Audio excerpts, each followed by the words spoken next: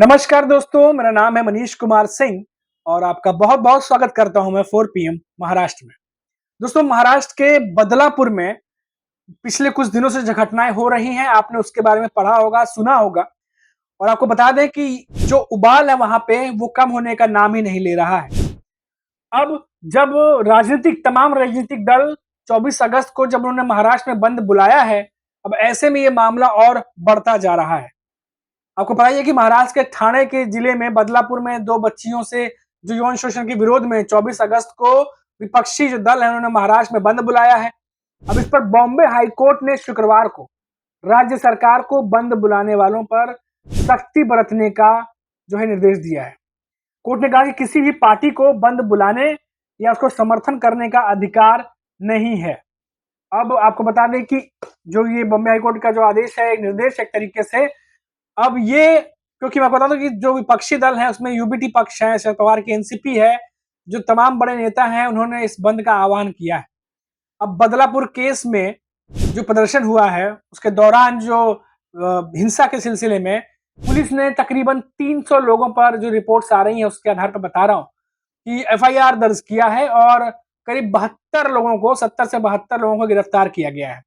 इस पर शिवसेना जो यूबीटी प्रमुख है उद्धव ठाकरे, उन्होंने सरकार को चेतावनी देते हुए आज कहा कि केस वापस लें जो लोगों पर है, वरना वो सड़कों पर उतरेंगे। उन्होंने कहा कि आप किसी भी धर्म जाति के हों, लेकिन अपनी बेटियों बहनों की सुरक्षा के लिए बंद को सफल बनाएं। ये बात जो है वो उद्धव ठाकरे कहते नजर आ रहे हैं। आपको बता दें कि वहीं एनसीपी जो शरद चंद्र पवार की एनसीपी है, उसके प्रमुख शरद पवार ने भी बदलापुर की घटना के विरोध में बुलाए गए महाराष्ट्र बंद का समर्थन किया है। शरद पवार ने कहा कि पिछले कुछ दिनों में राज्य के कई स्थानों पर महिलाओं के खिलाफ घटनाएं सामने आई हैं। इससे लोग नाराज हैं और उनकी नाराजगी साफ दिखाई दे रही है। इसीलिए जब महाराष्ट्र बंद का आह्वान किया गया है 24 अगस्त को, और ये बंद शांतिपूर्ण तरीके से किया जाना चाहिए, मेरी पार्टी इसमें भाग लेगी, ये बात शरद पवार ने कही।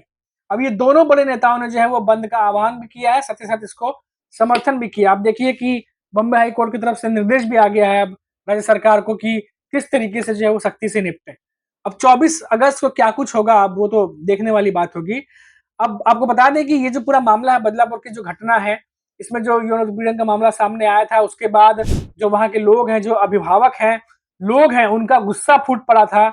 और तमाम, चाहे वो स्कूल हो, चाहे वो रेलवे की पटरियां हो, सड़क हो, लोग जो है वो उतर आए थे और बहुत ज्यादा प्रशासन और स्कूल प्रशासन के खिलाफ उनके अंदर गुस्सा था कि इस तरीके से कैसे हो गया, क्या किस तरीके से बच्चियां और बहन जो है वो सुरक्षित रहेंगी।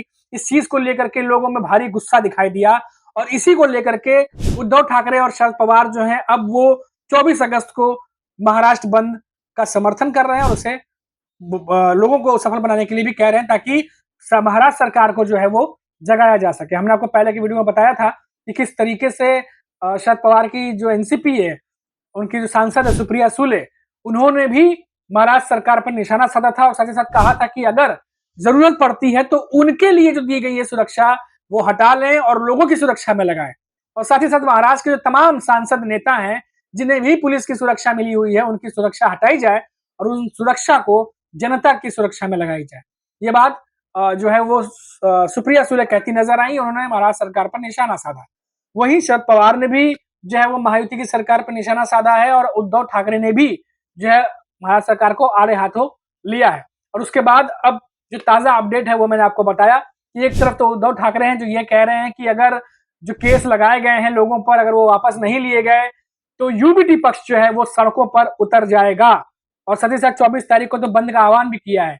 अब बॉम्बे हाईकोर्ट ने कहा है कि बंद का आह्वान जो है ये गलत है और इसको लेकर के राज्य सरकार को निर्देश दिए हैं कि वो सख्ती से निपटे।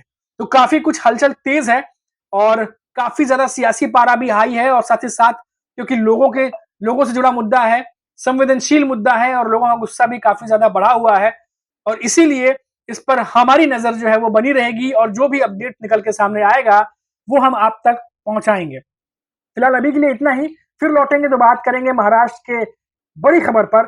तब तक के लिए मुझे इजाजत दीजिए। नमस्कार।